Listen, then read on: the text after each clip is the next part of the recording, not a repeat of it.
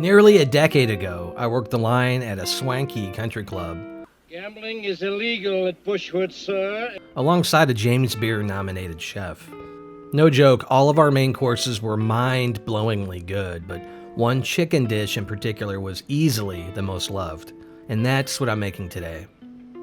This is Kitchen Serious. The dish was actually called Emily's Chicken, named after the chef's daughter. I'd love to know how many orders of this I've prepared, but it was enough to garner its own video, that's for sure. So we'll start with our chicken. If you go with breasts, chances are they'll be shaped like a doorstop. And this can be troublesome because the thin end will be done way sooner than the thick. To help even this out, I'm going to lay it flat and divide it into 2 equal pieces. A package of 2 or 3 breasts is just about right. You can also get around this by buying my preferred cut of chicken, is the thigh. They're actually more flavorful of the two, and many actually prefer them. I know I do, but I just happen to have these ready, so this is what I'm going to roll with. And as you probably noticed in the intro, we've meased out a lot of our ingredients already. The only thing I missed was a little crushed red pepper as well as some oregano. Now we have our favorite preheated skillet. We're going to add some butter, but more importantly, we're going to add a little bit of oil, as well as some oil from the sun-dried tomatoes for a little flavor. Now the reason we're adding oil to the butter is to raise the smoke point. The milk solids from the butter would burn pretty easily, so the oil really helps us with that. It's optional, but you can throw in some crushed red pepper and definitely some oregano. So these are the onions after about 5 minutes, but they're going to go about 5 more minutes. And here we go, they're done, and we're going to add our garlic. Let this cook for about 30 seconds or so and then move them out of the pan. Next, we're going to assemble our dredge mixture, which is flour seasoned with a little garlic powder, onion powder, salt, pepper, and finally, I like to add a little smoked paprika. If you just want to use salt and pepper, that's fine, or even just plain flour. The main thing is just to give these a light breading.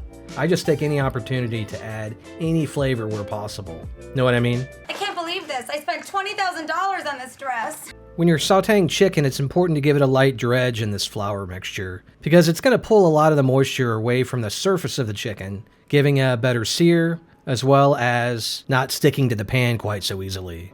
Long story short, if anything's sticking to your pan, the pan's not hot enough. If it's hot enough, you should definitely hear a sizzle when your chicken hits the pan. You want to make sure and leave it alone once you drop it in the pan. Give it about 3 to 4 minutes before even checking.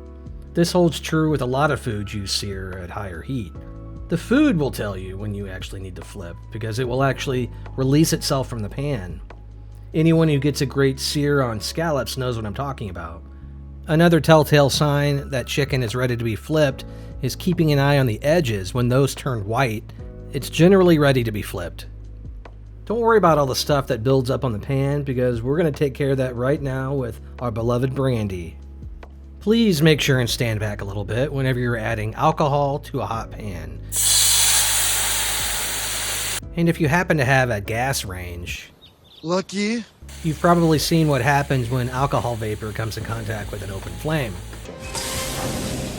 So be careful, people, we're not making a flambe here.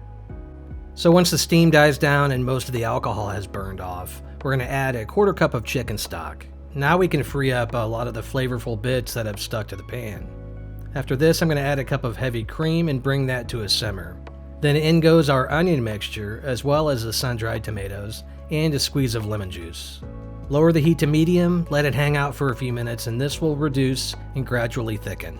You've probably seen the words, when the sauce is thick enough to coat the back of a spoon. If you want to impress your friends, you can say, hey, the sauce is au sec. This is a French term in sauce making, directly translated as nearly dry. Let's not get carried away with the translation though. We don't want our sauce nearly dry.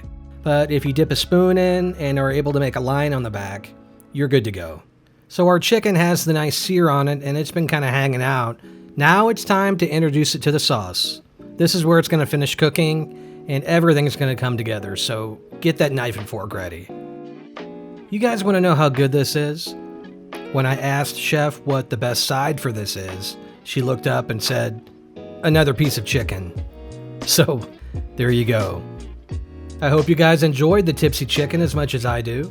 And if you decide to give it a go, I'd love to hear how it turned out, so shout it out down below. And per usual, here is your shopping list. Thanks for checking out Kitchen Serious, guys. I'll see you next time.